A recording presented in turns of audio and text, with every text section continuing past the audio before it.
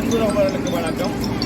இன்றைக்கு ஒரு முக்கியமான பாடசாலை ஒன்றை உங்களுக்கு காட்டலாம்னு நினைக்கிறேன். இதுதான் என்னுடைய ஆரம்ப பாடசாலை.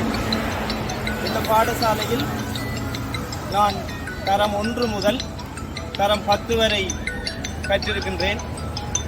இதுதான் எனக்கு வழிகாட்டியாக இருந்த பாடசாலை.